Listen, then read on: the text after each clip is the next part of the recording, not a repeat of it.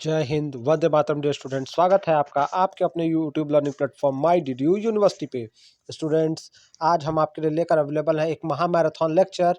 तो students, video को पूरा देखिएगा। इसमें हमने पिछले 2 इयर्स के पेपर को आपके लिए क्लब कर दिया है, तो वीडियो को पूरा देखिएगा और फ्रेंड से शेयर जरूर करिएगा और छोटी छोटी बातों को नोट करते रहिएगा ताकि आपकी तैयारी सबसे अच्छे ढंग से संपन्न हो सके। क्वेश्चन कह रहा है कि which of the following is not a true for theoretical concept of personality, यानी निम्न से क्या व्यक्तित्व के सैद्धांतिक संप्रत्यय के लिए सत्य नहीं है। तो ये कह रहा है, देखिए, जब हम पर्सनैलिटी की बात स्टूडेंट करते हैं, जिसको आप व्यक्तित्व कहते हैं, तो इसके लिए क्या होता है, व्यक्तित्व डायनामिक होना चाहिए, साइकोलॉजिकल सिस्टम तो होता ही है, स्टेबल होना चाहिए लेकिन स्टैटिक नहीं होना चाहिए। कैसा? डायनामिक होना चाहिए, स्टैटिक नहीं होना चाहिए। पर्सनैलिटी क्या होनी चाहिए? स्टैटिक नहीं होनी चाहिए, स्टेबल होना चाहिए। मतलब आपको मिलता जुलता ये स्टैटिक और स्टेबल का स्थिर ही होता है, लेकिन यहाँ पे स्टेबल ना होके क्या होना चाहिए, आपका डायनेमिक होना चाहिए, ठीक है, और यूनिक होता ही है। तो यहाँ पे पहले का राइट आंसर हो जाएगा स्टैटिक। दूसरा क्वेश्चन जो कह रहा है, which one of the following is related to trait theory of personality, यानी निम्न में से कौन सा व्यक्तित्व के सील गुड सिद्धांत से संबंधित है। तो जो ये क्वेश्चन सेकंड है स्टूडेंट, इसका राइट आंसर, अगर हम बात करें व्यक्तित्व के सील गुड सिद्धांत की, तो 4 अलग अलग सिद्धांत हैं। अगर बात करें कि जो ट्रेट थियरी यानी सील गुड सिद्धांत है, इसको सबसे पहले गॉर्डन एल्पोर्ट ने 1936 में दिया था। तो जी एल्पोर्ट ने 1936 में दिया। और दूसरा जो पॉपुलर थियरी है, तो पहला तो एल्पोर्ट की है, दूसरा कैटल की है। कैटल ने 16 फैक्टर ऑफ पर्सनैलिटी का थियरी दिया था, तो यहाँ पे कैटल का नाम दिया गया है, तो राइट आंसर हमारा कैटल हो जाएगा, ठीक है। तीसरा क्वेश्चन देखते हैं, सेल्डन ने व्यक्तित्व के 3 प्रकार क्या बताए हैं। तो देखिए, सेल्डन जो है 3 टाइप्स ऑफ पर्सनालिटी के बारे में बात करते हुए कहते हैं कि बॉडी के स्ट्रक्चर एंड बॉडी टाइप के अकॉर्डिंग 3 टाइप ऑफ पर्सनालिटी होती है। और वो क्या क्या होती है? इंडोमॉर्फिक, मेसोमॉर्फिक और एक्टोमॉर्फिक। तो एंडोमॉर्फिक में राउंड और सॉफ्ट होता है, मतलब गोल और सॉफ्ट होगा, ये हैप्पी लोगों का कैरेक्टरिस्टिक होगा। मेसोमॉर्फिक में होगा स्क्वायर और मस्कुलर होगा। और एक्टोमॉर्फिक में स्टूडेंट, आप पेन पेपर बैठ के अगर आप चाहें तो ये सारी बातें आप नोट कर सकते हैं। और एक्टोमॉर्फिक में क्या होता है, स्किनी होता है और पतले लोग होते हैं, और ऐसे लोग शाई होते हैं। तो राइट ऑप्शन, अगर ये जो एंडोमॉर्फिक, मेसोमॉर्फिक और एक्टोमॉर्फिक आपका ऑप्शन बी में है, तो बी आपका राइट आंसर हो जाएगा, ठीक है। बी आपका राइट आंसर हो जाएगा, ठीक है। अगला क्वेश्चन देखते हैं। नेक्स्ट क्वेश्चन जो पूछा गया था वो कह रहा है कि क्रेस्मर द्वारा दिए गए व्यक्तित्व के प्रकार में सम्मिलित नहीं है, यानी विच one of the following is not a type of personality given by Kretschmer. तो क्रेस्मर की बात करें तो देखिए, इसमें जो एथलेटिक की बात क्रेस्मर ने की है, और एस्थेनिक की भी बात की है, और पिकनिक की भी बात की है। लेकिन एस्थेटिक तो आप ब्यूटी से संबंधित होता है, सौंदर्य से, और ये जो है इसकी बात नहीं की है उन्होंने। एस्थेटिक जो होता है ये आर्ट और ब्यूटी, कला और सौंदर्य से संबंधित है, इसकी बात नहीं की है। तो यहाँ पे क्या, किसकी बात नहीं की है, तो आपका ऑप्शन सी हो जाएगा, एस्थेटिक, ठीक है। और जो बात करें, क्रेस्मर जो था वो जर्मन साइक्रेटिस्ट था, ठीक है। एस्थेनिक लोग लंबे और पतले होते हैं, पिकनिक लोग जो होते हैं वो शॉर्ट, छोटे हाइट में होते हैं लेकिन हैवी बॉडी होती है उनकी। इसी तरह से एथलेटिक लोग मस्कुलर और वेल बिल्ट होते हैं। तो ये सारी बातें क्रेस्मर ने की है। नेक्स्ट क्वेश्चन करें, निम्न में से कौन सा व्यक्तित्व का एक निर्धारक नहीं है, यानी कि जो है कि कौन सा व्यक्तित्व का निर्धारक नहीं है, डिटर्मिनेंट ऑफ पर्सनैलिटी नहीं है। तो इसका राइट आंसर हो जाएगा, कह रहा है बायोलॉजिकल तो होता ही होता है, फिर आपका सी सोशल डिटर्मिनेंट भी होगा और कल्चरल डिटर्मिनेंट। तो बचा क्या? बी नहीं होगा, तो बी आपका प्रायोगिक निर्धारक नहीं होता है। पर्सनैलिटी को उससे नहीं हम माप सकते हैं, व्यक्तित्व का एक निर्धारक या डिटर्मिनेंट नहीं है। अगला क्वेश्चन देखते हैं, एटीट्यूड क्या है। अब जो ये नेक्स्ट क्वेश्चन कह रहा है स्टूडेंट कि एटीट्यूड क्या है। बात करें हम कि एटीट्यूड की बात कर लें, तो इसमें स्टूडेंट एटीट्यूड जो होता है वो क्या होता है, a person way of thinking, feeling, behaving in a particular manner toward an object और इवेंट, यानी किसी वस्तु या घटना के प्रति व्यक्तित्व की एक विशेष प्रकार की सोच, भाव और व्यवहार। यानी जो हमारा भाव, सोच, भाव और व्यवहार है, यही क्या होता है, व्यक्तित्व होता है। तो ऑप्शन डी आपका राइट हो जाएगा, ऑप्शन डी। अब जो नेक्स्ट क्वेश्चन कर रहा है, अभिवृत्ति के 3 घटक क्या हैं। तो देखिए, जो 3 कंपोनेंट ऑफ एटीट्यूड यानी जो अभिवृत्ति होती है वो क्या होते हैं, अफेक्टिव, कॉग्निटिव और बिहेवियरल। ये जो तीनों होते हैं, तो राइट आंसर आपका ए हो जाएगा, भाव, संज्ञान, व्यवहार। इसका राइट आंसर ये रहेगा, ठीक है। नेक्स्ट क्वेश्चन पूछा था, निम्न में से कौन सा कारक अभिवृत्ति निर्माण को प्रभावित करता है, and which one of the following factor affect the attitude formation. तो फैमिली, देखिए जो एटीट्यूड जो होता है वो फैक्टर जो कह रहा है कि किससे प्रभावित होता है, तो परिवार से, पीयर ग्रुप यानी मित्र समूह मंडली से, कंडीशनिंग से, अनुबंधन से। तो राइट आंसर डी हो जाएगा, उपयुक्त सभी से। इसका राइट आंसर डी आपका हो जाएगा स्टूडेंट, ठीक है, सभी से। अगला क्वेश्चन है, क्रिया प्रसूत अनुबंधन की अभिवृत्ति को प्रभावित करता है, यानी जो operant conditioning affected attitude by.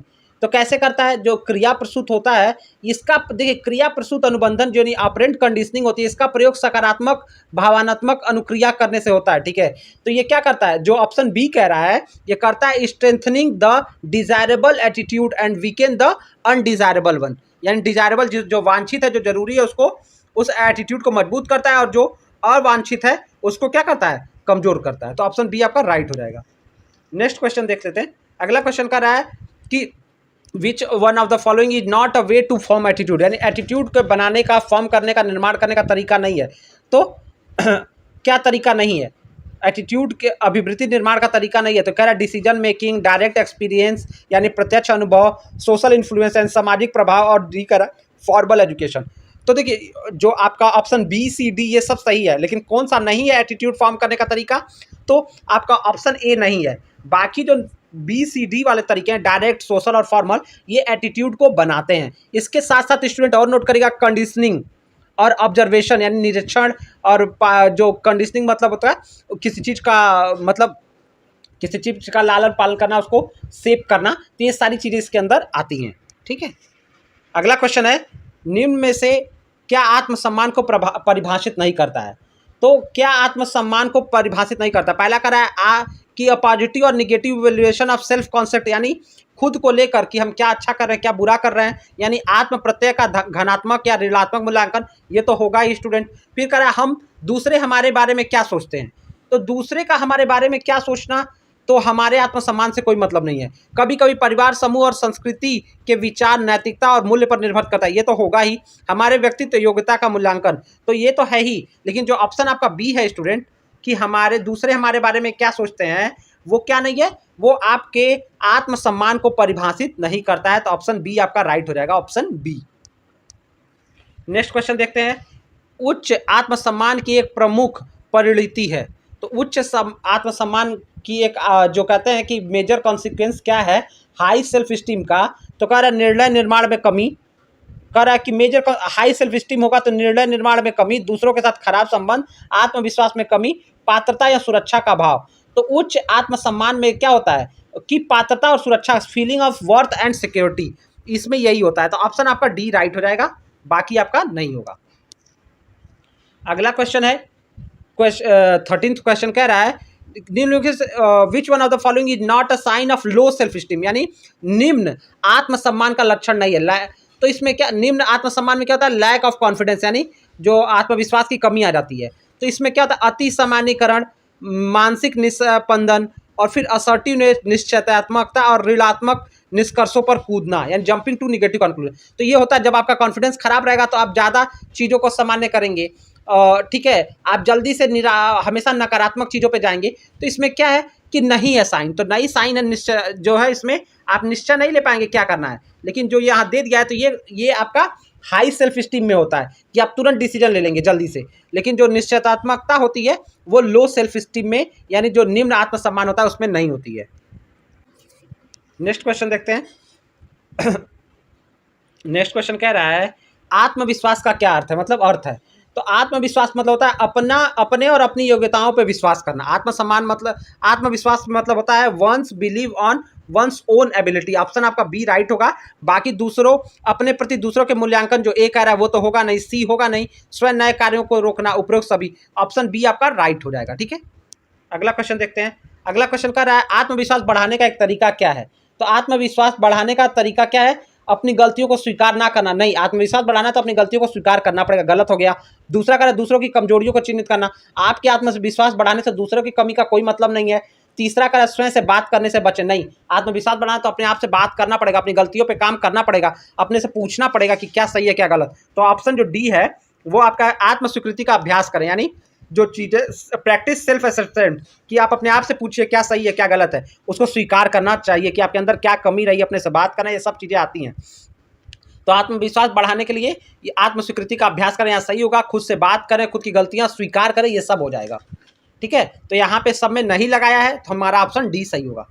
अगला क्वेश्चन है, गेटिंग गोल हेल्प्स, लक्ष्य निर्धारण किसमें सहायक होता है? तो लक्ष्य निर्धारण क्या होता है? नए व्यवहारों को प्रेरित करने में, ट्रिगर न्यू बिहेवियर, बिल्कुल सही है। दूसरा कह रहा है ध्यान केंद्रित करने तथा आत्म प्रवृत्ता को बढ़ावा देने में, यानी align focus, promote a sense of self mastery, तो दोनों सही है। ठीक है, तो उपयुक्त दोनों सही हो जाएगा हमारा, ऑप्शन सी आपका राइट हो जाएगा। ठीक है, नेक्स्ट क्वेश्चन देखते हैं।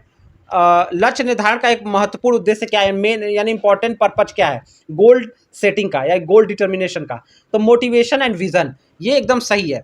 मोटिवेशन एंड विजन यानी अभिप्रेरणा तथा विजन मतलब दूरदर्शिता होता है, किसी चीज को देखने का नजरिया होता है, तो ये सही होगा। बाकी जो ऑप्शन दिए गए हैं, असफलता का परिहार, ये सब गलत है। जवाबदेही का परिहार, अवॉइडेंस नहीं, और उपयुक्त कोई नहीं, तो आपका ऑप्शन ए सही है, बाकी गलत है। अगला क्वेश्चन, स्मार्ट में एम क्या होता है? ठीक है स्टूडेंट, अगर आपने अपना सिलेबस भी अच्छे से देखा होगा तो इसका फुल फॉर्म तो आपके सिलेबस में भी था। ठीक है, तो स्मार्ट मतलब होता, स्मार्ट में एस जो होता है स्पेसिफिक को बताता है, नोट करते चलेगा।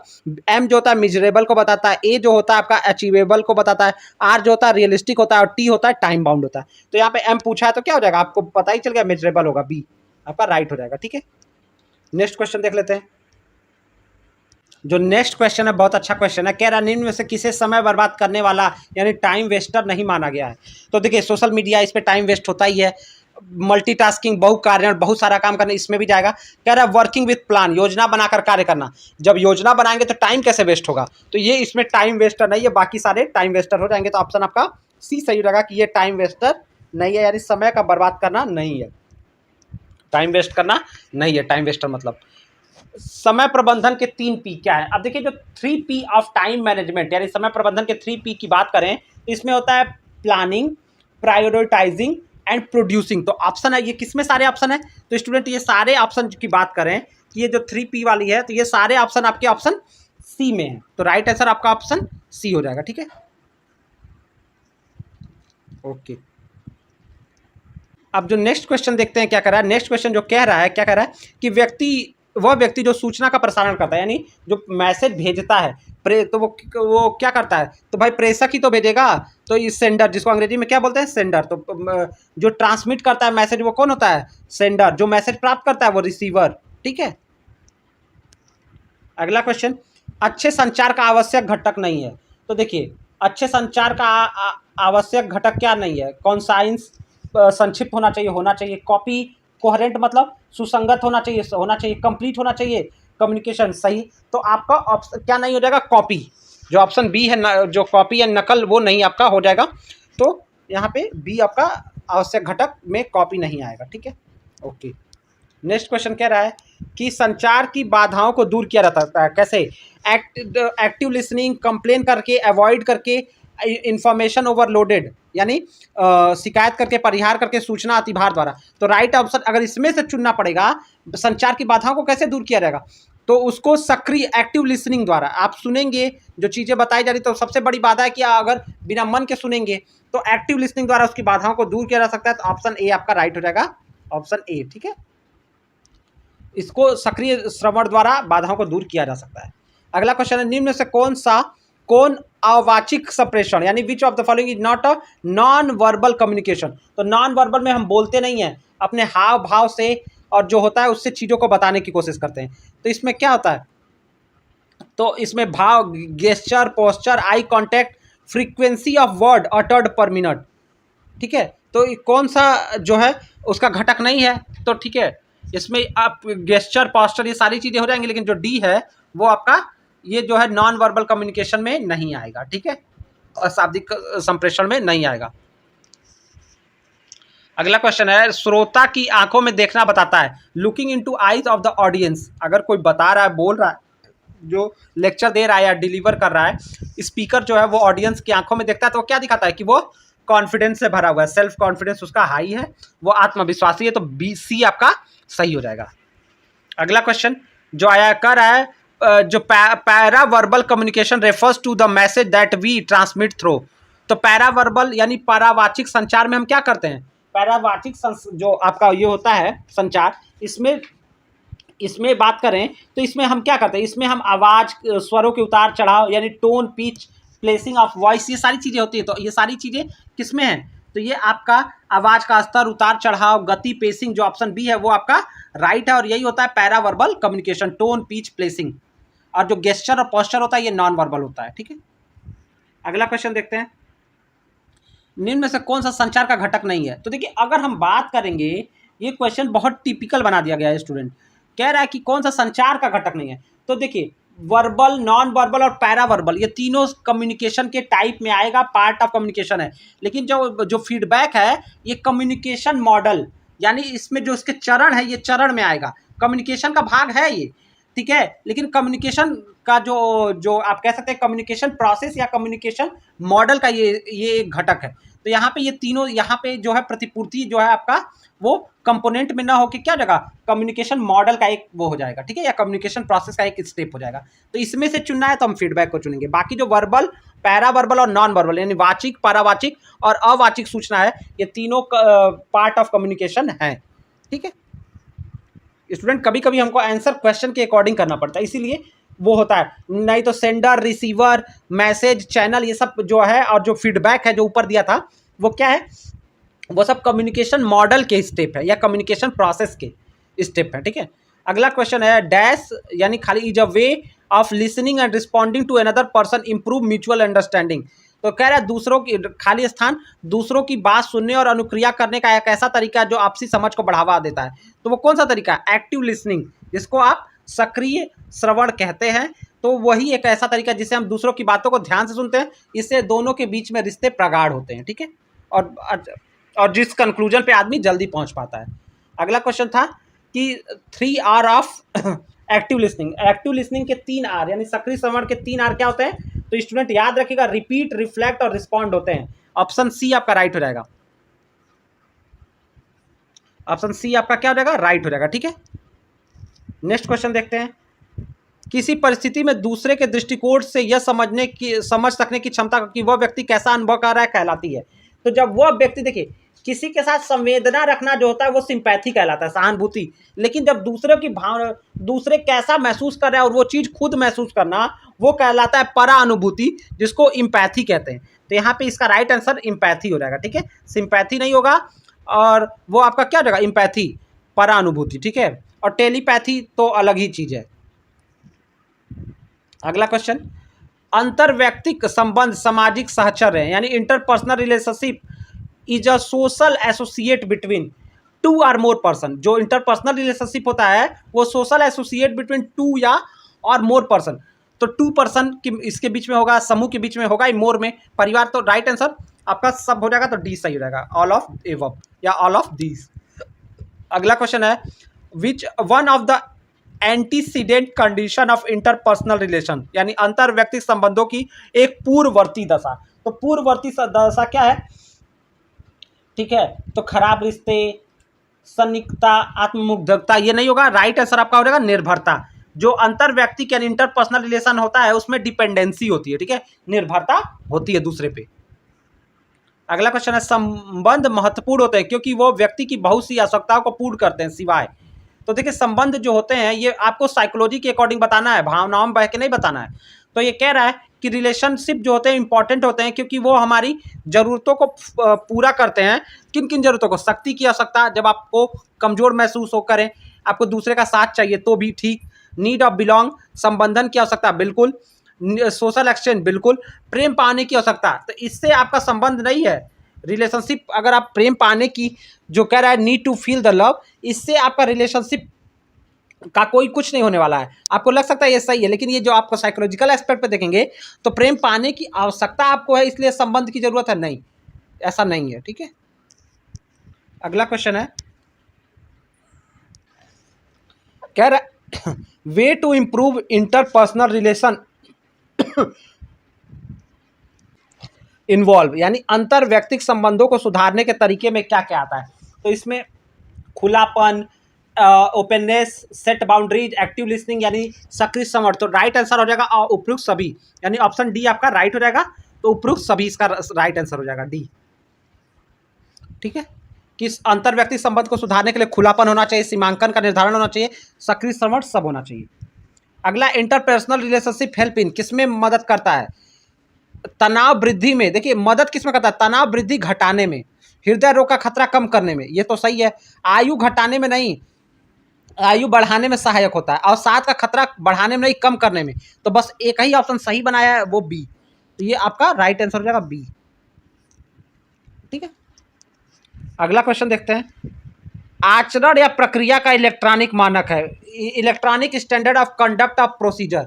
तो कह रहा है जो होता है कि इलेक्ट्रॉनिक मानक क्या है, तो इसको इसमें डिजिटल एटिक्यूट जिसको कहा जाता है, डिजिटल शिष्टाचार, यानी जब आप किसी को ईमेल लिख रहे हो, किसी से जो डिजिटल संपर्क स्थापित कर रहे हो, तो उसके साथ सभ्यता का परिचय देना, तो उसको बोला जाता है डिजिटल एटिक्यूट। किसी को मैसेज में या किसी को ईमेल में आप भरा बुरा या अब्यूजिव शब्द का इस्तेमाल नहीं कर सकते हैं, इसको डिजिटल एटिक्यूट कहा जाता है, जिसको इलेक्ट्रॉनिक स्टैंडर्ड ऑफ कंडक्ट का नाम भी दिया जाता है। ठीक है, ऑप्शन सी राइट हो जाएगा। नेक्स्ट क्वेश्चन, किस परिस्थिति में व्यक्ति को डिजिटल संचार के नियम का पालन करना चाहिए? तो देखते हैं, ईमेल भेजते समय, किसी को जन्मदिन की बधाई भेजते समय, मोबाइल पर संदेश पढ़ते समय। देखिए मोबाइल पर संदेश भेजते समय होना चाहिए, पढ़ते समय कोई शिष्टाचार का कोई नहीं। किसी को जन्मदिन की डिजिटल संदेश भेजते समय तो ये भी सही हो जाता नहीं, लेकिन यहाँ पे तो लिखा ही नहीं है। मोबाइल फोन उठाते समय नहीं, उठाते समय नहीं, किसी को ईमेल भेजते समय, किसी को मैसेज भेजते समय। ठीक है, तो इस समय आपको क्या करना होगा? जो डिजिटल एटिक्यूट का पालन करना होगा, जिसको डिजिटल शिष्टाचार के नाम से भी जानते हैं। अगला, कौन सा कथन आईसीटी के लिए सत्य है? कौन सा कथन आईसीटी के लिए सत्य है? तो कह रहा है कि इसमें कह रहा है कि इसमें केवल संचार तकनीक सम्मिलित है, इंक्लूड कम्युनिकेशन टेक्नोलॉजी। फिर कह रहा है इसमें केवल सूचना तकनीकी शामिल है, इट इंक्लूड इंफॉर्मेशन टेक्नोलॉजी। तो ये दोनों सम्मिलित है, तो राइट दोनों को सम्मिलित किया गया ऑप्शन डी में। बाकी आपका सारा गलत है, जो सी ऑप्शन है। तो राइट आंसर है कि सूचना और संचार दोनों ही तकनीकी सम्मिलित है इसमें, यानी both information and communication are technology are involve. Okay, next question देखते हैं। कह रहा है सीपीयू के दो प्रमुख घटक क्या हैं? तो सीपीयू के दो प्रमुख घटक क्या हैं? एएलयू और कंट्रोल यूनिट। एएलयू और कंट्रोल यूनिट है स्टूडेंट। ठीक है, मेमोरी होता है, 3 मेन यूनिट होता है, लेकिन जो जो दो इंपॉर्टेंट होते हैं वो आपका कंट्रोल यूनिट एएलयू, और जो तीसरा होता है वो मेमोरी होता है। तो मेमोरी उतना इंपॉर्टेंट नहीं है, कंट्रोल यूनिट और एएलयू इंपॉर्टेंट है, जो मेन मुख्य घटक है। लास्ट क्वेश्चन जो पूछ रहा था, डिजिटल शिष्टाचार आवश्यक है। अब क्यों आवश्यक है? मैंने बताया ना कि आपको शिष्टाचार का परिचय देना पड़ेगा, मैसेज भेजते समय किसी को गाली आप नहीं दे सकते हैं। तो ये कह रहा है restricting access to the internet for children, बच्चों इंटरनेट तक बच्चों की पहुंच को प्रतिबंधित करने के लिए, दूसरों के साथ सुचारू रूप से ऑनलाइन संचार के लिए, उपभोक्ता के ऑनलाइन अधिकारों को बढ़ाने के लिए, ऑल ऑफ एबव। तो देखिए डिजिटल एटिक्यूट नीडेड टू, क्योंकि तो दूसरों के साथ सुचारू रूप से ऑनलाइन संचार के लिए। ठीक है,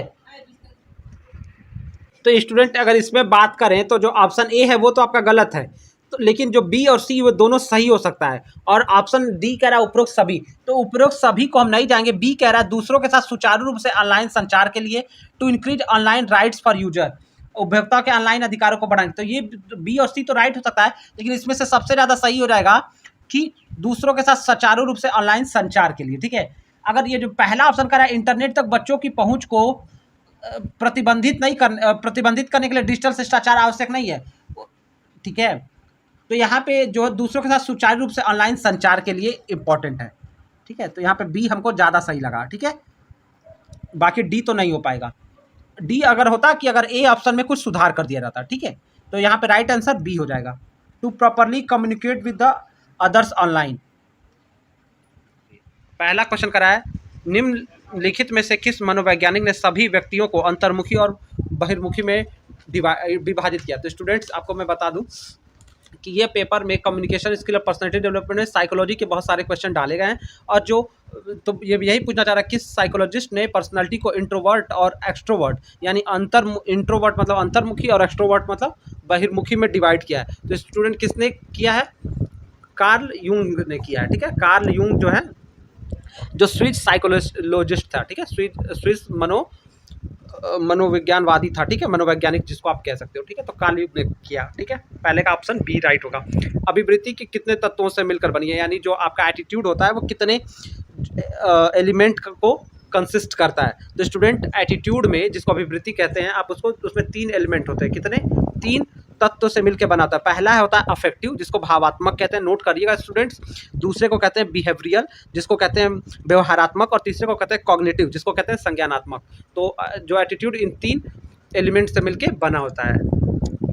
अगला क्वेश्चन है, गार्डन अल्पोर्ट ने सील गुणों को, यानी ट्रेट, सील गुण मतलब ट्रेट्स को कितने स्तरों में बांटा है।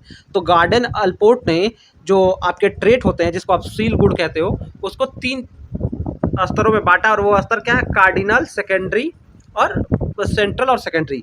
तो कार्डिनल ट्रेट, सेंट्रल ट्रेट और सेकेंडरी ट्रेट, ठीक है। तो ये गार्डन अल्पोर्ट ने इन 3 जो कैटेगरीज में बांटा हुआ है। ऑप्शन ए आपका राइट रहेगा। अगला क्वेश्चन देखते हैं, फ्रायड के अनुसार हमारे कार्य करने और महसूस करने के तरीकों पर बड़ा प्रभाव पड़ता है। तो जो सिगमंड फ्रायड भी, ये भी कौन क्या है स्टूडेंट? ये भी एक मनोवैज्ञानिक है, साइकोलॉजिस्ट है। और सिगमंड फ्रायड ने ईड, ईगो और सुपर ईगो का कॉन्सेप्ट दिया था, ठीक है। तो सिगमंड फ्रायड ने क्या करा है, ठीक है। तो फ्रायड के अनुसार हमारे कार्य करने और महसूस करने के तरीकों पे बड़ा प्रभाव किस पे पड़ता है? तो हमारे कार्य करने पर और उस पर जो बड़ा प्रभाव पड़ता है स्टूडेंट, वो अनकॉन्शियस माइंड का पड़ता है। किसका पड़ता है? अनकॉन्शियस। जैसे 3 मन की बात की है, ये भी आप जान लीजिए, कॉन्शियस माइंड, अनकॉन्शियस माइंड और सबकॉन्शियस माइंड। तो कहा है कि सब हमारे काम करने और महसूस करने के तरीकों पर सबसे ज़्यादा प्रभाव किसका? अचेतन मन, जिसको अनकॉन्शियस माइंड कहते हैं, इसी का सबसे ज़्यादा प्रभाव पड़ता है, ठीक है। तो ऑप्शन डी राइट होगा। और ये तीनों उसके माइंड के उन्होंने प्रकार बताए हैं, ठीक है, ये जो ये तीनों हैं। नेक्स्ट क्वेश्चन देखते हैं, अभिवृत्ति क्या है। अगला प्रश्न पूछ रहा है, अभिवृत्ति क्या है? तो एटीट्यूड, अभिवृत्ति बोले तो एटीट्यूड स्टूडेंट, क्योंकि इसको स्टूडेंट मेरे को इंग्लिश में कंफर्टेबल रहता है, लेकिन आपके लिए मैं वीडियो को हिंदी वर्ड से भी समझाने की कोशिश कर रहा हूँ। तो एटीट्यूड क्या है? तो स्टूडेंट एटीट्यूड क्या होता है? किसी चीज़ को देखने या मूल्यांकन करने का तरीका, यानी कि मूल्यांकन करना मतलब किसी चीज़ को देखना और मतलब उसमें उससे कंक्लूजन ड्रॉ करना कि ये क्या है, कैसी चीज़ है। मतलब किसी चीज़ को देखने का जो आपका नज़रिया होता है उसी को हम एटीट्यूड कहते हैं, कि आपका एटीट्यूड क्या है किसी चीज़ को देखने का। अगला प्रश्न, सी आंसर आपका राइट रहेगा। अगला प्रश्न क्या है, कम आत्मसम्मान वाले छात्र प्रदर्शित करते हैं, जो लो सेल्फ स्टीम वाले स्टूडेंट होते हैं वो क्या दिखाते हैं? तो स्टूडेंट जो लो सेल्फ स्टीम मानी जिनका कॉन्फिडेंस हिला हुआ रहता है, मतलब वो बहुत ज़्यादा कॉन्फिडेंट नहीं रहते हैं, तो वो लोग क्या होते हैं, बाद में जल्दी गुस्सा आ जाएंगे, बुली वंस अदर, ठीक है, लोगों को मतलब बुली ओवर अदर्स, वो दूसरे को मतलब परेशान करेंगे। फियर ऑफ ट्राइंग, वो किसी चीज़ को करना नहीं चाहेंगे और उनको डर लगेगा कि मैं इसमें असफल हो गया तो ये नहीं करूँगा, मतलब चिड़चिड़ापन उनको मचा रहेगा। तो ये सारा होता है। तो वो ये भी ठीक है कि वो टाल मटोल करते हैं, और वो फीडबैक देने से बचने के लिए सीखने के प्रयास से पूरी तरह से अलग हो जाते हैं। मतलब वो ना, ये उनसे लोग पूछेंगे कैसे हुआ, क्या किया, तो वो फीडबैक नहीं देते हैं और डिसकंटिन्यू हो जाते हैं, ठीक है। तो कंप्लीटली जो लर्निंग प्रोसेस होता है उससे कट जाते हैं। तो ये दोनों ऑप्शन सही है, तो इसके हिसाब से हमारा ए और बी दोनों सत्य है, तो ऑप्शन डी हमारा राइट हो जाएगा, ठीक है।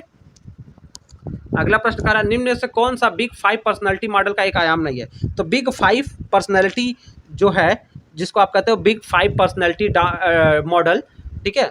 तो बिग 5 पर्सनैलिटी मॉडल में 5 चीज़ें क्या क्या आती हैं स्टूडेंट्स? इसमें पहला होता है ओपननेस, मैं बता रहा हूँ, आपको पता चलेगा क्या नहीं होता है। दूसरा होता है एक्स्ट्रावर्जन, ठीक है, जिसको एक्स्ट्रोवर्जन कहते हैं, एक्स्ट्रावर्जन लिखा है, ये एक्स्ट्रोवर्जन है, ठीक है, एक्स्ट्रोवर्जन। और तीसरा होता है, ठीक है स्टूडेंट, आपका होता है कॉन्स्टिट्यूअसनेस, ठीक है, कॉन्स्टिट्यूअसनेस होता है, ये भी होता है। ये 3 हो गया। फिर आपका एग्रीबलनेस, चौथा हो जाता है एग्रीबलनेस, और 5वां हो जाता है स्ट्रेस टॉलरेंस। स्ट्रेस टॉलरेंस, इसमें एक्टोमार्फ नहीं होता है। तो जो 5 ऊपर के 3 होंगे, और 2 जो मैंने और बता दी, एग्रीबलनेस और स्ट्रेस टॉलरेंस, ये 2 होते हैं, लेकिन एक्टोमार्फ नहीं होते। स्टूडेंट एक्टोमार्फ क्या होता है? ये कमजोर शरीर वाले, ये बीमारी को दिखाता है कि जो छात्र या मतलब जो व्यक्ति बालक बहुत कमजोर रहते हैं और दुबले पतले शरीर के रहेंगे और उनके शरीर पे मांस हड्डियों का ढांचा बस रह जाएंगे, उसको एक्टोमार्फ कहते हैं, ठीक है। तो ये एक्टोमार्फ की बात नहीं किया, खुलापन, कर्तव्यनिष्ठा, बहिर्मुखता की बात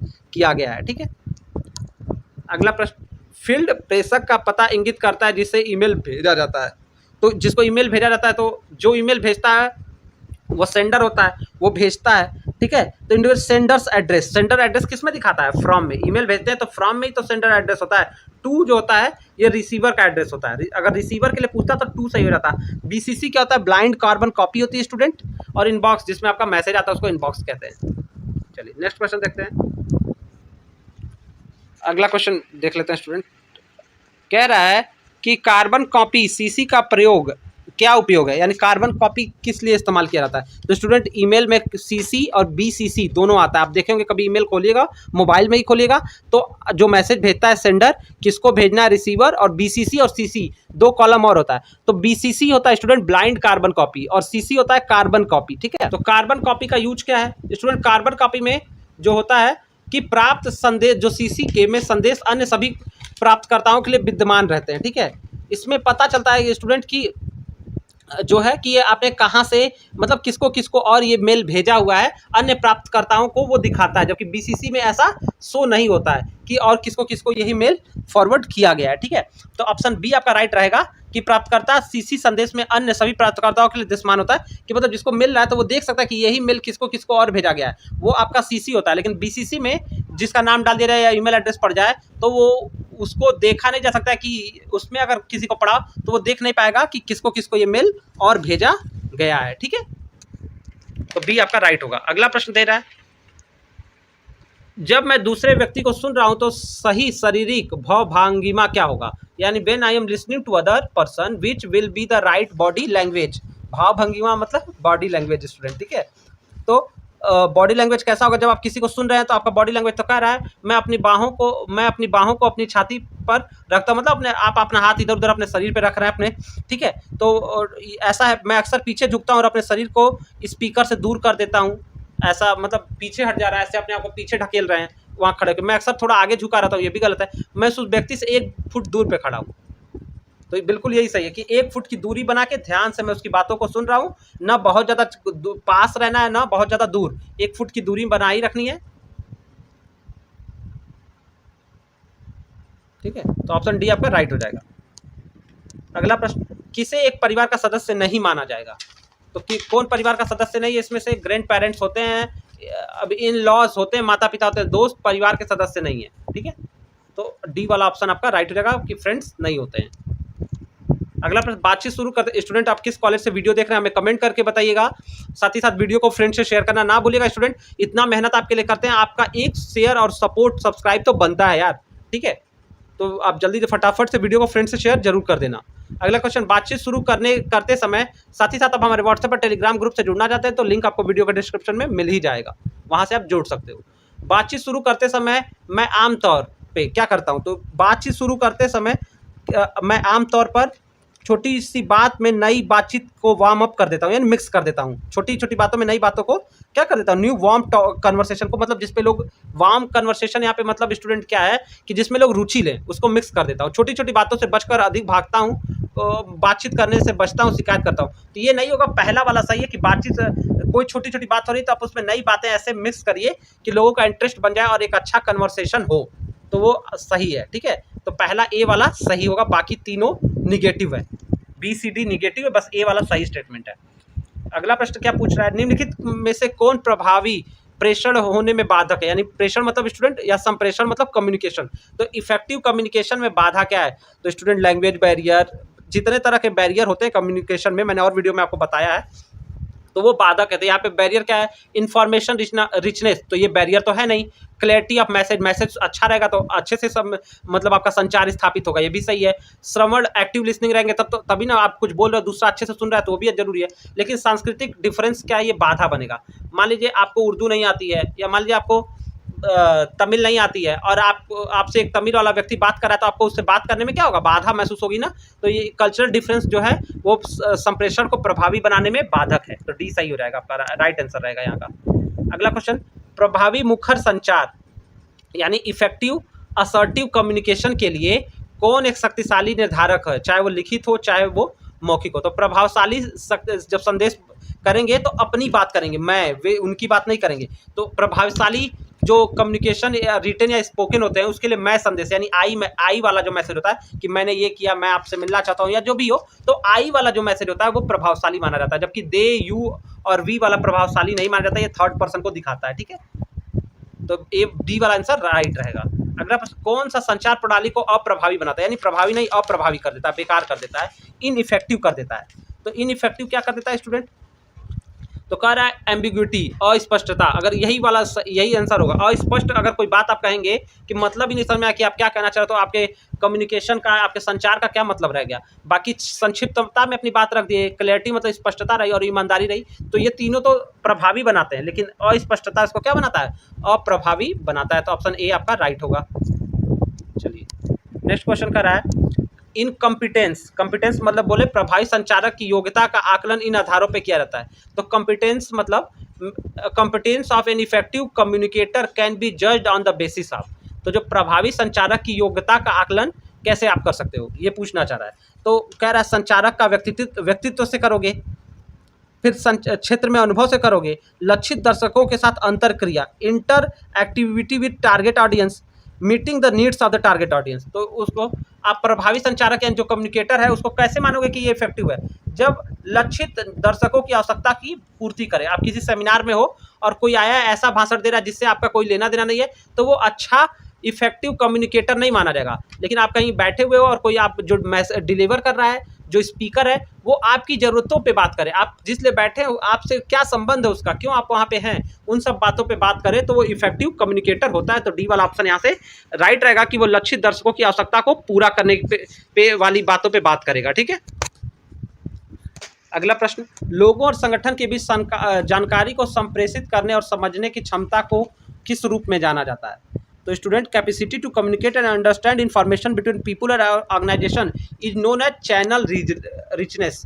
उसको चैनल रिचनेस कहते हैं, जिसको चैनल समृद्धि कर सकते हो। तो ठीक है, लोगों और संगठन के बीच जानकारी संप्रेषित करने और समझने की क्षमता को channel Samriddhi and channel richness कहते हैं।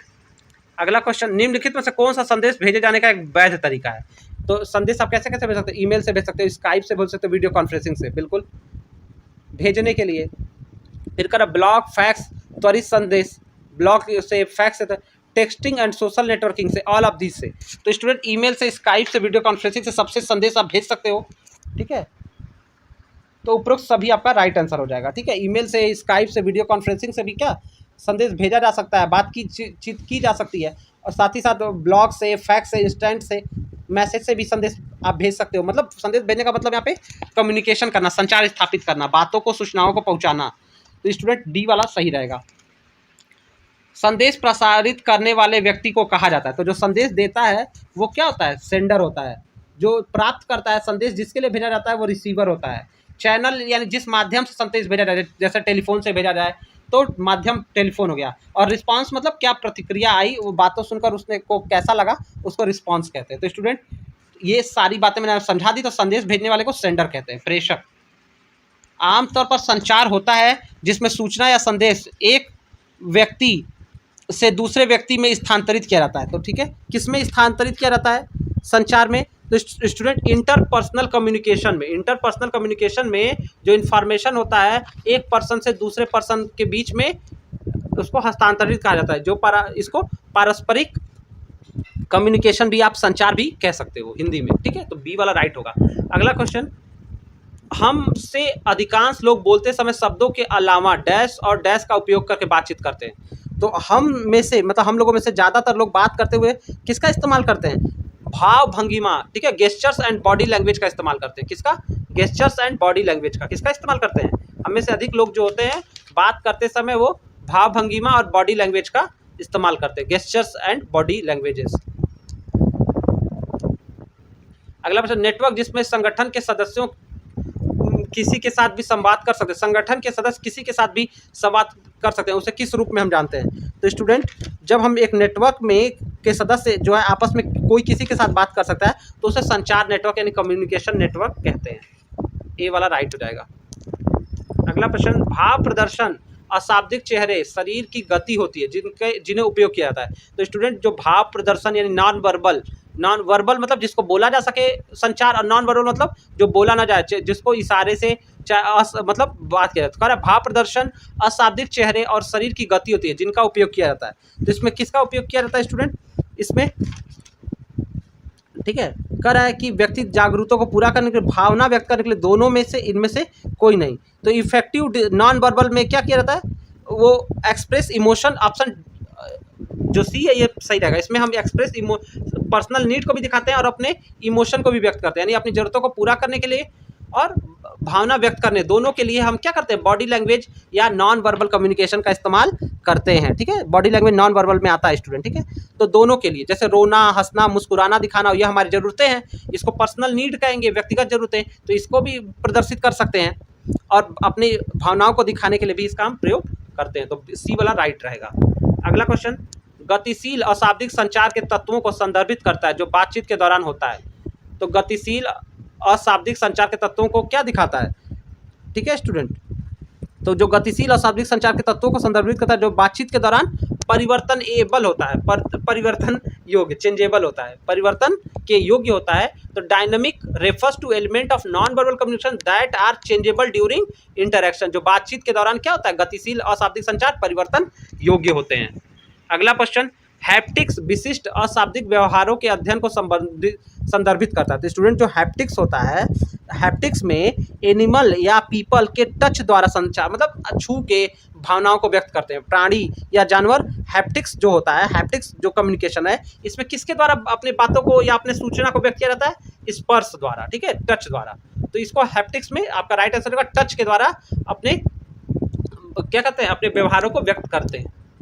अनुभवात्मक सीवी, सीवी मतलब होता है, सीवी आप किसको कहते हो? सीवी तो आप जान ही रहे हो, जो आपका क्या होता है, आपका रिज्यूम होता है, उसी को ना आप सीवी कहते हो। तो सीवी क्या होता है? तो अनुभवात्मक सीवी में किसका जिक्र होता है? सीवी में जो आता है उसमें आप दिखाते हो कि कितना आपको काम का अनुभव है, आपने कहाँ कहाँ काम किया और आपको कितना लंबा अनुभव है। बाकी जो ऑप्शन है वो उसमें से सही नहीं है, आप उसको देख सकते हो।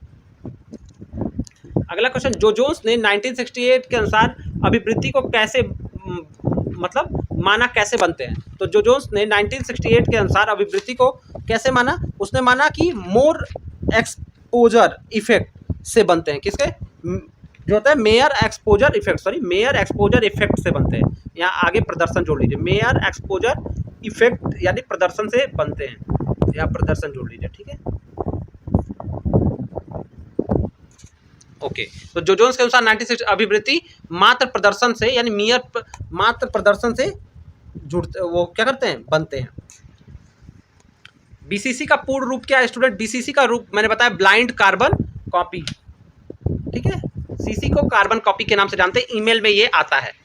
आत्मविश्वास निर्माण में क्या क्या शामिल है? तो आत्मविश्वास निर्माण में स्टूडेंट, जब हम आत्मविश्वास निर्माण की बात करेंगे तो कह रहा है जीवन में यथार्थवादी लक्ष्य निर्धारित करें, यानी ऐसे गोल तय करें जिनको प्राप्त आप कर सके। दूसरा, यथार्थवादी मतलब ये ना सोचे कि हम जाके एकदम हाँ चांद तारे तोड़ लाएंगे और आप एस्ट्रोनॉमर नहीं है, आपके पास इतना पैसा नहीं है, तो ऐसे लक्ष्य ना बनाएं जिसको मतलब पूरा कर सके, या हम किसी पे प्राण डाल देंगे, ऐसे लक्ष्य बनाएंगे तो कभी आप कर नहीं पाएंगे। ठीक है, तो आत्मविश्वास में क्या है कि यथार्थवादी लक्ष्य निर्धारित करें, हमेशा सकारात्मक सोचें, ये भी ठीक है। उन लोगों से बातचीत करें जो आश्वस्त हो, यानी जो पॉजिटिव रहते हो, ठीक है, कॉन्फिडेंट रहते हैं, उनसे बातचीत करते हैं। ये सब सही है, तो ऑप्शन डी हमारा राइट हो जाएगा। स्कूल के घंटों के दौरान, मीटिंग के दौरान सही सेल फोन रिंगर सेटिंग है। स्कूल के घंटों के दौरान, या स्कूल में हो ये या कॉलेज में आप रहिए, तो फ़ोन को आप किस मोड में रखते हैं? मतलब उसके लिए सही सेल फोन रिंगिंग क्या है? कंपन या बंद, या तो आप बंद कर दीजिए या तो आप उसको वाइब्रेट में रखिए। ठीक है, बाकी जो है वो सही नहीं है, सी वाला राइट होगा। अगला, निम्नलिखित में से कौन सा एक डिजिटल नागरिकता का तत्व नहीं है? तो स्टूडेंट डिजिटल नागरिकता यानी डिजिटल सिटीजनशिप के 9 तत्व होते हैं। कितने सेक्शन होते हैं? 9 सेक्शन होते हैं स्टूडेंट। तो इसमें क्या क्या होता है?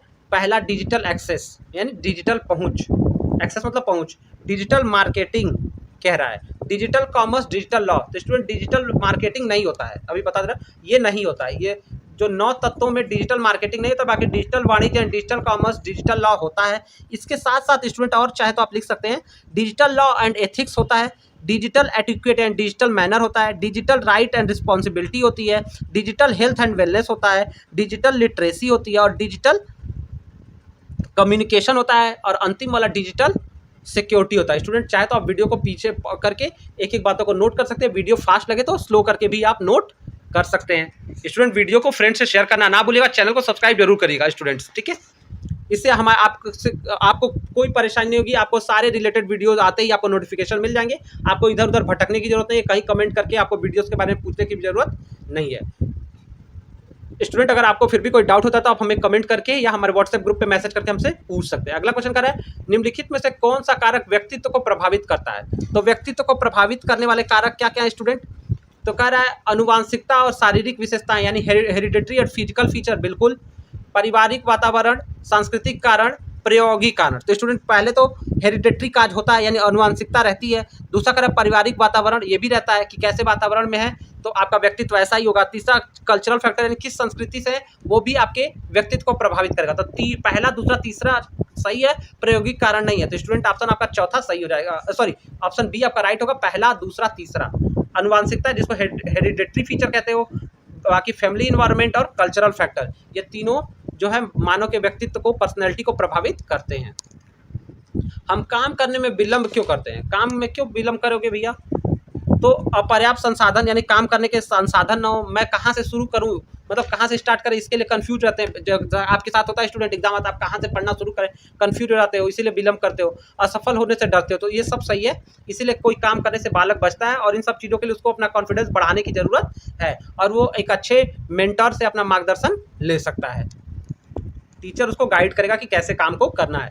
अगला क्वेश्चन, किस व्यक्तित्व गुण में उदासी या भावात्मक अस्थिरता शामिल है? यानी किस पर्सनैलिटी ट्रेट में सैडनेस और इमोशन शामिल होता है? तो स्टूडेंट जो न्यूरोसिटिज्म होता है इसी में भावात्मकता गुण आता है, मनोविक्षिप्तता। न्यूरोसिटिज्म में, ठीक है, मनोविक्षिप्तता में आपका क्या होता है, इमोशनल इनस्टेबिलिटी होती है, कभी रोने लगना छोटी छोटी बातों पे, या कोई ऐसा ना हो, मतलब अलग अलग तरह से दिखाना, हंसने लगना, बहुत ज़्यादा दुखी रहना, खास करके सैडनेस वाली बात का, छोटी छोटी बातें जो रोने वाली नहीं है उस पर रोने लगना, तो ये किसको दिखाता है? मनोविक्षिप्तता को दिखाता है। ऑप्शन सी राइट रहेगा। किसी अजनबी को ईमेल करते समय एक उपयुक्त अभिवादन है, तो किसी को करते समय जब आप ईमेल करोगे तो क्या अभिवादन डालोगे? तो स्टूडेंट हेलो सर या madam, dear sir and madam, ये आपका राइट है। बाकी क्योंकि अननोन है ना तो आपको फॉर्मल कम्युनिकेशन करना पड़ेगा। अगर आपका फ्रेंड रहे, आपकी फैमिली मेंबर रहे तो आप इनफॉर्मल यानी पर्सनल कम्युनिकेशन कर सकते हो, और यहाँ पे इम्पर्सनल करना पड़ेगा, ऑफिशियल करना पड़ेगा, ठीक है। तो प्लीज सर या madam and dear sir and madam का इस्तेमाल आपको करना चाहिए, बाकी ठीक नहीं है। समय प्रबंधन कौशल यानी टाइम मैनेजमेंट में क्या शामिल है? रातों चीज़ों को बंद करना, पुटिंग ऑफ थिंग, रात को अच्छी नींद देना, लचीला होना, खाली समय होना, हैविंग फ्री टाइम। तो जो टाइम मैनेजमेंट स्किल में स्टूडेंट क्या होता है, व्यक्ति जिसको समय प्रबंधन करने की कला पता हो तो उसमें क्या शामिल होता है स्टूडेंट, उसमें उस व्यक्ति को फ्लेक्सिबल होना चाहिए कि जैसे ही समय बचे लचीला होना चाहिए, अगर जैसी ज़रूरत हो अपने समय को उसके हिसाब से एडजस्ट कर ले, तो सी वाला राइट होना चाहिए। बाकी और चीज़ें भी ठीक हैं, लेकिन जो समय प्रबंधन की बात करें तो फ्लेक्सिबल होना बहुत ज़्यादा इंपॉर्टेंट होता है। ईमेल प्राप्त करने के लिए निम्नलिखित में से किस प्रोटोकॉल का उपयोग किया जाता है? तो ईमेल प्राप्त करने के लिए स्टूडेंट पॉप जो होता है, पॉप प्रोटोकॉल का इस्तेमाल किया जाता है। इसके साथ पॉप बोले तो पोस्ट ऑफिस प्रोटोकॉल वर्जन 3 मतलब यानी तीसरा वर्जन। तो पोस्ट ऑफिस प्रोटोकॉल जिसको पॉप कहते हैं, ये ईमेल प्राप्त करने के लिए किया जाता है, ठीक है। साथ ही साथ IMAP का भी इस्तेमाल करते हैं, ठीक है। लेकिन जो ये वाला ऑप्शन आपका दिया है SMTP, इसका इस्तेमाल ईमेल भेजने के लिए करते हैं, सेंडिंग के लिए करते हैं, रिसीविंग के लिए नहीं करते। इस प्रोटोकॉल का इस्तेमाल ईमेल को सेंडिंग पर्पज के लिए करते हैं, ठीक है। तो और POP यानी पोस्ट ऑफिस प्रोटोकॉल का इस्तेमाल हम ईमेल प्राप्त करने के लिए करते हैं, तो सी राइट होगा। निम्नलिखित में से कौन किसी व्यक्ति का आत्मविश्वास बनाने में मदद करता है? कौन किसी व्यक्ति के आत्मविश्वास बनाने में मदद करता है? तो स्टूडेंट ऑप्शन देख लेते हैं, यह पता लगाना कि व्यक्ति वह क्या क्या नियंत्रित कर सकता है। Figuring out what she can control, उन उपलब्धियों पर ध्यान केंद्रित करना जिन्हें वो हासिल करना आसान है। तो आत्मविश्वास बनाना जिन्हें आसान है उस पर ध्यान केंद्रित करना, विफलताओं को नज़रअंदाज करना, चुनौतीपूर्ण लक्ष्य निर्धारित करना। तो अगर आपको अपना कॉन्फिडेंस बढ़ाना है स्टूडेंट, तो और ज़्यादा बढ़ाना है तो आप हमेशा चैलेंजिंग गोल करिए कि जो चीज़ें आसान ना हो वो करने की कोशिश करिए, और उसको करके मतलब आसान ना हो, ऐसा ना हो कि वो नामुमकिन हो, वो आसान ना हो लेकिन मेहनत करने पे मुमकिन हो, ऐसे गोल को सेट करना चाहिए अपना कॉन्फिडेंस बढ़ाने के लिए। छोटे छोटे चीज़ों से पहले छोटा गोल, फिर बड़ा गोल, और लास्ट में बड़े बड़े गोल बनाने चाहिए, और जो थोड़ा डिफिकल्ट हो प्राप्त करने के लिए, और उन्हें प्राप्त करने की कोशिश करने से सेल्फ कॉन्फिडेंस किसी व्यक्ति का बढ़ता है, आत्मविश्वास बढ़ने लगता है। और ये अचानक ही नहीं सेट करना चाहिए, धीरे धीरे सेट करना चाहिए। अगला क्वेश्चन, किसी अजनबी को ईमेल करते समय ये तो मैंने आपको स्टूडेंट करा दिया, 35 ये रिपीटेड आ गया है पेपर, तो मैंने आपको यहाँ 38 तक करा दिया। 39 क्वेश्चन पे चलते हैं। यथार्थवादी लक्ष्य यानी रियलिस्टिक गोल क्या होता है? तो रियलिस्टिक गोल क्या होता है, यही मैंने बताया स्टूडेंट, रियलिस्टिक गोल के बारे में ही बताया कि ये सेल्फ कॉन्फिडेंस के लिए बहुत जरूरी होता है। लक्ष्य कठिन होना चाहिए लेकिन उसे फिर भी प्राप्त प्राप्त करने योग्य होना चाहिए, या इंग्लिश जो डबिंग की गई है स्टूडेंट हिंदी में वो उतनी ठीक नहीं की गई है। तो ये पहला कह रहा है कि यह सुनिश्चित करने के लिए कि सरल होना चाहिए, हर कोई सफल हो सके। तो हर कोई सफल हो जाएगा तो क्या मतलब है, तो कॉमन हो गया, ठीक है। उन सभी को उनके सुविधा क्षेत्रों से बाहर निकलने के लिए असाधारण रूप से चुनौतीपूर्ण होना चाहिए, ठीक है। To push everyone outside from their comfort zone, the goal should be extraordinary challenging, जो असाधारण रूप से एक्स्ट्रा ऑर्डिनरीली चैलेंजिंग होना चाहिए, ठीक है, कि लोग अपने कंफर्ट जोन से बाहर आए। अगला कह रहा है the goal should be difficult but still attainable, ठीक है। लक्ष्य कठिन होना चाहिए लेकिन फिर भी प्राप्त करना। या तो स्टूडेंट अगर मैं बता रहा हूँ इस क्वेश्चन में हिंदी वाला डबिंग सेक्शन मुझे थोड़ा गलत लग रहा है, ठीक है, क्योंकि कह रहा है इसका ये मतलब होना चाहिए कि लक्ष्य कठिन होना चाहिए, फिर भी प्राप्त करने योग्य होना चाहिए, फिर भी प्राप्त होना नहीं चाहिए, फिर भी प्राप्त करने के योग्य लक्ष्य होना चाहिए। या तो फिर अगर हिंदी के हिसाब से देखें लक्ष्य, तो डबिंग से बी वाला ऑप्शन सही हो जाएगा कि सभी को उनको सुविधा क्षेत्रों से बाहर निकलने के लिए असाधारण रूप से चुनौतीपूर्ण होना चाहिए लक्ष्य, ताकि लोग क्या करें, कंफर्ट जोन से बाहर आएँ और अपने लक्ष्य के लिए मेहनत करें। तो ये भी ठीक है, नहीं तो सबसे ज़्यादा ठीक है अगर अंग्रेजी के हिसाब से देखें कि गोल डिफिकल्ट होना चाहिए, लेकिन फिर भी डिफिकल्ट होगा, लेकिन ऐसा नहीं कि नामुमकिन होगा, अटेनेबल होगा, ठीक है। तो थोड़ा सा लैंग्वेज वो होने की वजह से इसमें थोड़ा सा आपको डाउट क्लियर कर दिया है स्टूडेंट। लेकिन यथार्थवादी लक्ष्य यही होता है कि एकदम आसान गोल भी नहीं होता है, गोल थोड़ा कठिन होता है जिसको मेहनत करने पे पाया जा सकता है। अगला क्वेश्चन, दूसरों के साथ संवाद करने या सूचना प्राप्त करने के लिए प्रौद्योगिकी का इस्तेमाल करने की क्षमता को क्या कहा जाता है। तो ठीक है स्टूडेंट, तो कह रहा है दूसरों के साथ संवाद करने और सूचना प्राप्त करने के लिए प्रौद्योगिकी का, यानी ability to use technology to communicate with others, getting information is related to having, तो उसको हम क्या कहते हैं। तो स्टूडेंट जब दूसरों के साथ संवाद करते हैं यानी एबिलिटी ऑफ कम्युनिकेट और सूचना प्राप्त करने के लिए प्रौद्योगिकी का उपयोग करने की क्षमता को डिजिटल पहुंच कहा जाता है, जिसको डिजिटल एक्सेस आप कहते हो, यानी डिजिटली एक्सेस होना चाहिए। तो ऑप्शन ए आपका राइट हो जाएगा। संवाद, दूसरों के साथ संवाद करने या सूचना प्राप्त करने के लिए प्रौद्योगिकी का उपयोग करने की क्षमता को डिजिटल पहुंच या डिजिटल एक्सेस कहते हैं। अगला क्वेश्चन, व्यक्तिगत विकास गतिविधियों में गतिविधियां शामिल है। तो व्यक्तिगत विकास गतिविधियां में कौन सी गतिविधियां शामिल है स्टूडेंट। कह रहा है जागरूकता और पहचान बढ़ती है व्यक्तिगत, ठीक है। तो व्यक्तिगत विकास गतिविधियों से जागरूकता और पहचान बढ़ती है, सही है। योग्यताएं और क्षमता का विकास करता है, ये भी सही है। मानव पूंजी का निर्माण करता है, बिल्ड ह्यूमन कैपिटल। कह रहा है ऑल ऑफ एबव, तो स्टूडेंट इसमें ऑप्शन डी हो जाएगा, ऑल ऑफ एबव, ठीक है। ये सब तीनों सही है, तो डी वाला ऑप्शन सही हो जाएगा। कथन, मैं अपनी गलती के लिए क्षमा चाहता हूँ, दृष्टिकोण के घटन का एक उदाहरण है। तो किस दृष्टिकोण उदाहरण है स्टूडेंट। मैं अपनी गलतियों के लिए I am going apology for my mistake, यानी मैं अपनी going to apology for my mistake, यानी मैं अपनी गलतियों के लिए क्षमा मांगता हूँ या क्षमा चाहता हूँ। ये किसका, ये बिहेवियरल जो है कंपोनेंट ऑफ एटीट्यूड को दिखाता है, बिहेवियरल यानी व्यवहारात्मक कंपोनेंट ऑफ एटीट्यूड, ठीक है, का उदाहरण है, ठीक है। तो व्यवहारात्मक घटन, दृष्टिकोण के व्यवहारात्मक घटन का उदाहरण है, ठीक है, व्यवहार परक, ऑप्शन ए राइट होगा। विश्वास, मत, ज्ञान, संवेग, भाव, इरादा निम्न के घटक हैं। तो जो आपका belief, opinion, knowledge, emotion, feeling और इंटेंशन होता है स्टूडेंट, ये एटीट्यूड का, ये किसका कंपोनेंट है, किसका भाग है, मनोवृत्ति का भाग है। अगला क्वेश्चन, लक्ष्य निर्धारण करने के 5 मूल सिद्धांत क्या है स्टूडेंट। तो 5 मूल लक्ष्य निर्धारण करने के 5 मूल सिद्धांत क्या है, जो ऑप्शन ए ही है वही आपका राइट है।